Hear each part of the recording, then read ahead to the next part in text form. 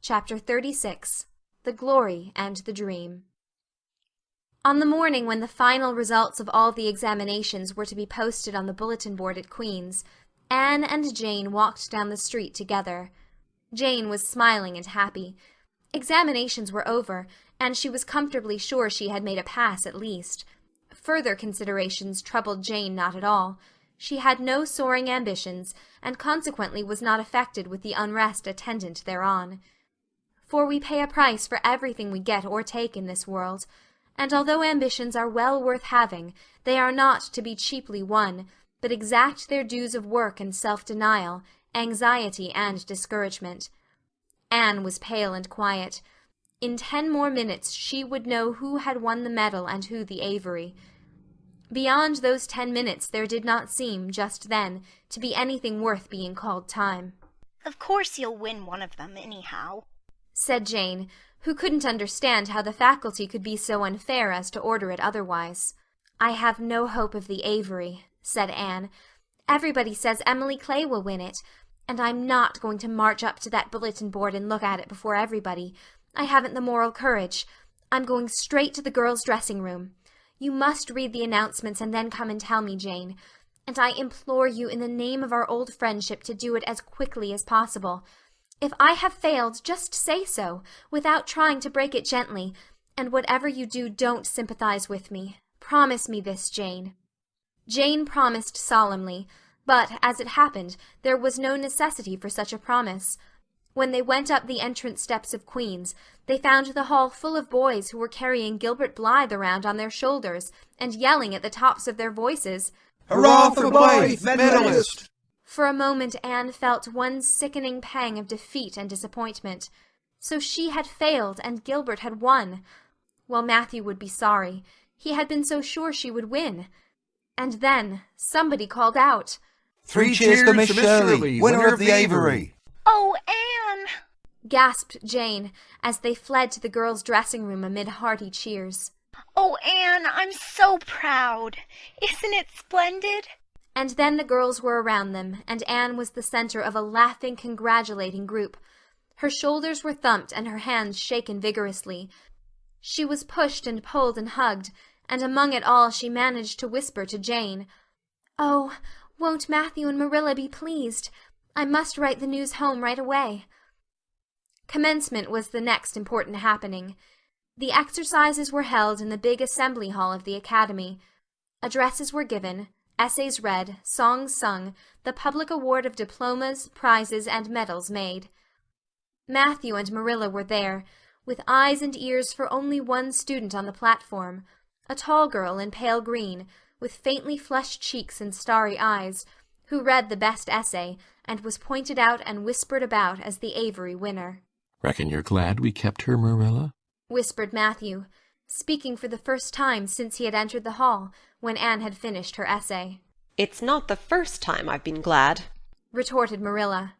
"You do like to rub things in, Matthew Cuthbert." Miss Barry, who was sitting behind them, leaned forward and poked Marilla in the back with her parasol. "Aren't you proud of that, Anne girl? I am," she said. Anne went home to Avonlea with Matthew and Marilla that evening. She had not been home since April, and she felt that she could not wait another day. The apple blossoms were out, and the world was fresh and young. Diana was at Green Gables to meet her. In her own white room, where Marilla had set a flowering house rose on the window-sill, Anne looked about her and drew a long breath of happiness. "Oh, Diana, it's so good to be back again. It's so good to see those pointed firs coming out against the pink sky, and that white orchard and the old Snow Queen. Isn't the breath of the mint delicious? And that tea rose, why, it's a song and a hope and a prayer all in one. And it's good to see you again, Diana." "I thought you liked that Stella Maynard better than me," said Diana reproachfully. "Josie Pye told me you did. Josie said you were infatuated with her." Anne laughed and pelted Diana with the faded June lilies of her bouquet. "Stella Maynard is the dearest girl in the world except one, and you are that one, Diana," she said. "I love you more than ever, and I've so many things to tell you. But just now I feel as if it were joy enough to sit here and look at you. I'm tired, I think. tired of being studious and ambitious. I mean to spend at least 2 hours tomorrow lying out in the orchard grass, thinking of absolutely nothing.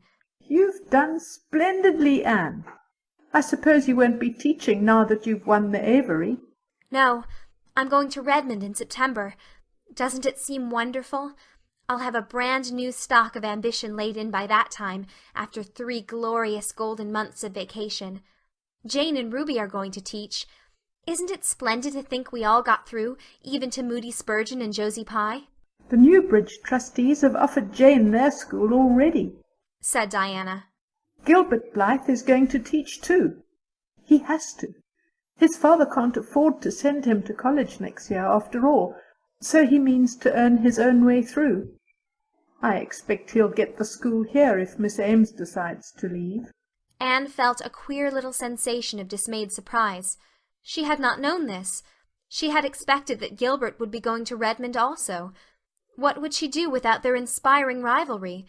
Would not work, even at a coeducational college with a real degree in prospect, be rather flat without her friend the enemy? The next morning at breakfast, it suddenly struck Anne that Matthew was not looking well. Surely he was much grayer than he had been a year before. "Marilla," she said hesitatingly when he had gone out, "is Matthew quite well?" "No, he isn't," said Marilla in a troubled tone. "He's had some real bad spells with his heart this spring, and he won't spare himself a mite. I've been real worried about him. But he's some better this while back, and we've got a good hired man, so I'm hoping he'll kind of rest and pick up. Maybe he will now you're home. You always cheer him up." Anne leaned across the table and took Marilla's face in her hands. "You are not looking as well yourself as I'd like to see you, Marilla. You look tired. I'm afraid you've been working too hard. You must take a rest, now that I'm home. I'm just going to take this one day off to visit all the old dear spots and hunt up my old dreams, and then it will be your turn to be lazy while I do the work." Marilla smiled affectionately at her girl. "It's not the work. It's my head. I've got a pain so often now behind my eyes. Dr. Spencer's been fussing with glasses, but they don't do me any good.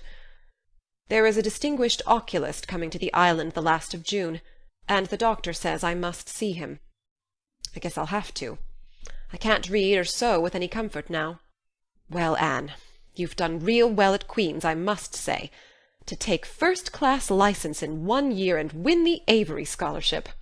Well, well, Mrs. Lynde says pride goes before a fall, and she doesn't believe in the higher education of women at all. She says it unfits them for women's true sphere. I don't believe a word of it. Speaking of Rachel reminds me, did you hear anything about the Abbey Bank lately, Anne?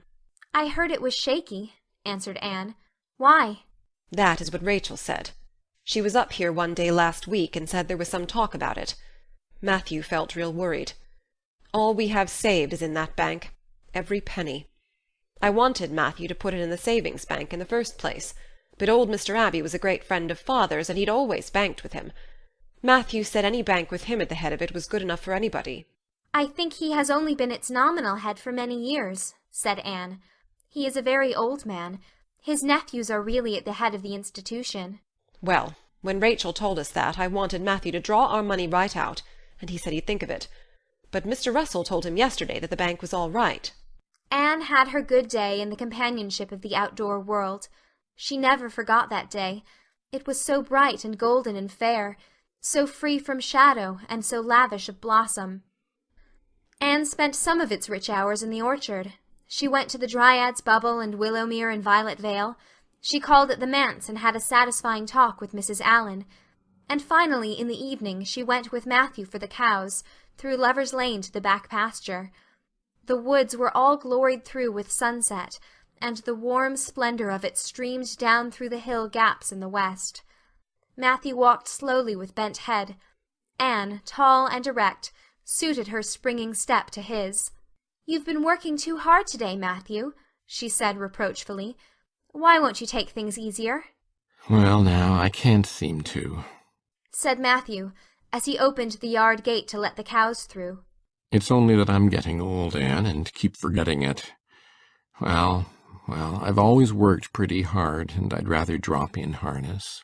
"If I had been the boy you sent for," said Anne wistfully. "I'd be able to help you so much now, and spare you in 100 ways. I could find it in my heart to wish I had been, just for that." Well, now, I'd rather have you than a dozen boys, Anne, said Matthew, patting her hand. "Just mind you that. Rather than a dozen boys. Well, now, I guess it wasn't a boy that took the Avery scholarship, was it? It was a girl. My girl that I'm proud of." He smiled his shy smile at her as he went into the yard. Anne took the memory of it with her when she went to her room that night, and sat for a long while at her open window, thinking of the past and dreaming of the future. Outside, the Snow Queen was mistily white in the moonshine. The frogs were singing in the marsh beyond Orchard Slope. Anne always remembered the silvery, peaceful beauty and fragrant calm of that night. It was the last night before sorrow touched her life, and no life is ever quite the same again when once that cold, sanctifying touch has been laid upon it. End of chapter 36.